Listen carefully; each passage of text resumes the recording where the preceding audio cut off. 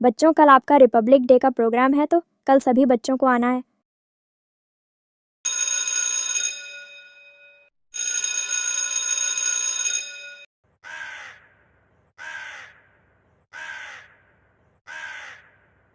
Mummy mummy, ये Republic day किस लिए मनाया जाता है? मम्मी, कल मेरे स्कूल में रिपब्लिक डे का प्रोग्राम है। भारत को ब्रिटिश साम्राज्य के प्रभाव में एक स्वतंत्र देश के रूप में अधिराज्य का दर्जा देने के ब्रिटिश प्रस्ताव की प्रतिक्रिया थी। इस सत्र के दौरान पहली बार तिरंगा फहराया गया था। 20 साल बाद 26 जनवरी को ही देश का संविधान बनकर तैयार हुआ और तब से देश इस दिन को गणतंत्र दिवस के रूप में मनाता आया है। बेटी, अब रात हो गई है, जाओ सो जाओ।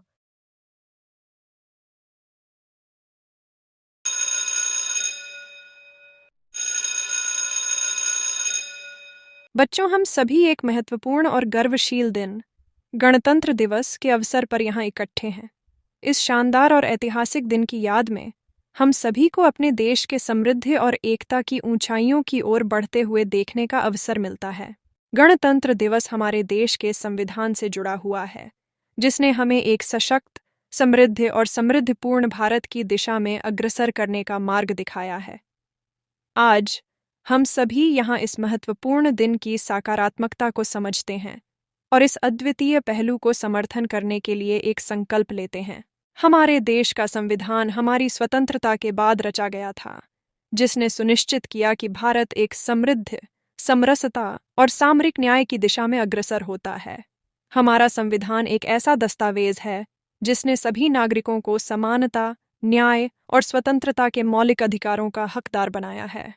यह दिन हमें याद दिलाता है कि हम सभी एक मित्रभावपूर्ण और समृद्धिपूर्ण समाज की दिशा में कैसे आगे बढ़ सकते हैं। गणतंत्र दिवस हमें यह भी याद दिलाता है कि हमारे देश में लोग अनेक भाषाओं, धर्मों और सांस्कृतिक परंपराओं से जुड़े हुए हैं और हम सभी को एक बड़े परिवार का हिस्सा मानना चाहिए। इस दिन को मनाने से पहले हमें यह याद दिलाना चाहिए कि हमें अपने भारतीय भाइयों और बहनों के साथ अच्छे सलूक करना चाहिए और एक दूसरे के साथ समर्थन में खड़े रहना चाहिए। आप सभी को गणतंत्र दिवस की हार्दिक शुभकामनाएं। जय हिंद। एक समय की बात है, एक घना जंगल था जिसमें हर तरह के छोटे बड़े जानवरों और पक्षियों का बसेरा था। उसी जंगल के एक पेड़ पर घोंसला बनाकर एक टूनी चिड़िया भी रहा करती थी। एक दिन उस जंगल में भीषण आग लग गई। समस्त प्राणियों में हाहाकार मच गया। सब अपनी जान बचाकर भागने लगे। टूनी चिड़िया जिस पेड़ पर रहा करती थी, वह भी आग की चपेट में आ गया था। उसे भी अपना घोंसला छोड़ना पड़ा, लेकिन वह जंगल की आग देखकर घबराई नहीं। वह तुरंत नदी के पास गई और अपनी चोंच में पानी भरकर जंगल की ओर लौटी। चोंच में भरा पानी आग में पानी छिड़ककर वह फिर नदी की ओर गई। इस तरह नदी से अपनी चोंच में पानी भरकर बार बार वह जंगल की आग में डालने लगी। जब बाकी जानवरों ने उसे ऐसा करते देखा तो हंसने लगे और बोले, अरे चिड़िया रानी, ये क्या कर रही हो? चोंच भर पानी से जंगल की आग बुझा रही हो। मूर्खता छोड़ो और प्राण बचाकर भागो। जंगल की आग ऐसे नहीं बुझेगी। उनकी बातें सुनकर टूनी चिड़िया बोली, तुम लोगों को भागना है तो भागो, मैं नहीं भागूंगी। ये जंगल मेरा घर है और मैं अपने घर की रक्षा के लिए अपना पूरा प्रयास करूंगी, फिर कोई मेरा साथ दे न दे। टूनी चिड़िया की बात सुनकर सभी जानवरों के सिर शर्म से झुक गए। उन्हें अपनी गलती का एहसास हुआ। सबने टूनी चिड़िया से क्षमा मांगी और फिर उसके साथ जंगल में लगी आग बुझाने के प्रयास में जुट गए। अंततः उनकी मेहनत रंग लाई और जंगल में लगी आग बुझ गई। इस कहानी से हमें ये सीख मिलती है, विपत्ति चाहे कितनी ही बड़ी क्यों न हो, बिना प्रयास के कभी हार नहीं मानना चाहिए। ठंड का मौसम था। गौरैया का जोड़ा अपने घोंसले में बैठा आराम कर रहा था। तभी अचानक ठंडी हवा के साथ बारिश प्रारंभ हो गई।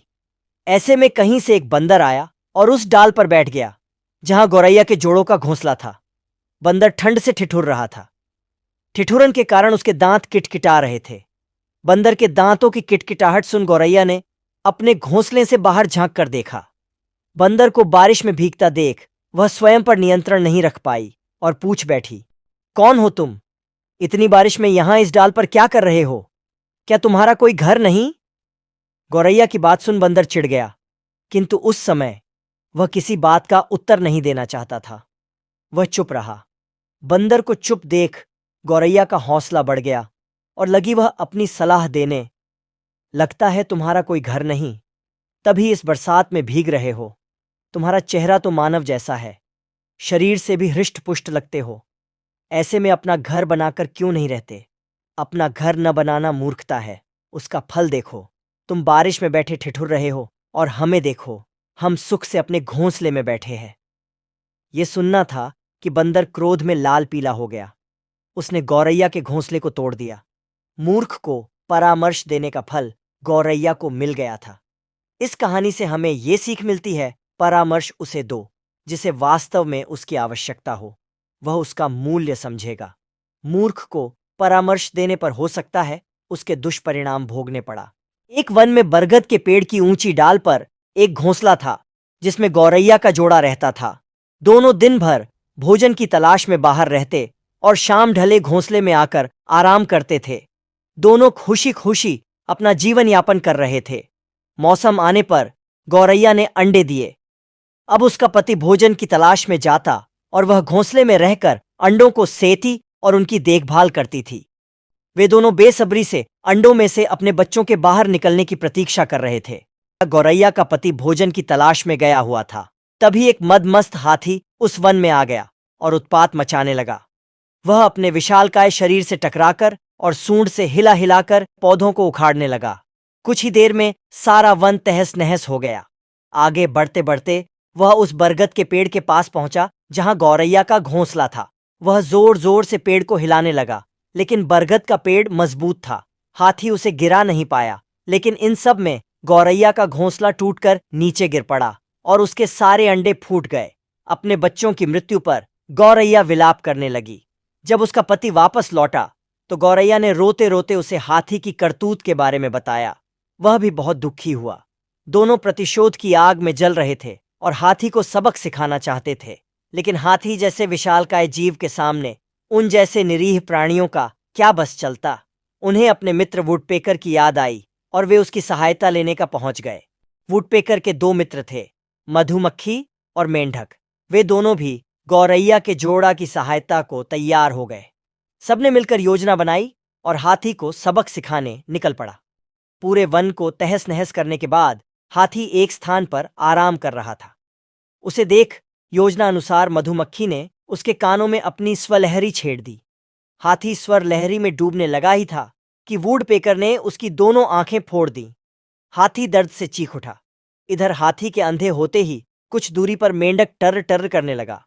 मेंढक के टर्राने की आवाज सुनकर हाथी ने सोचा कि अवश्य ही कुछ दूरी पर तालाब है। वह मेंढक की आवाज की दिशा में बढ़ने लगा। योजना अनुसार मेंढक एक दलदल के किनारे बैठा टर्रा रहा था। हाथी तालाब समझकर दलदल में जा घुसा और फंस गया। दलदल से निकलने का भरसक प्रयास करने के बाद भी वह सफल न हो सका और उसमें धंसता चला गया। कुछ ही देर में वह दलदल में समा गया और मर गया।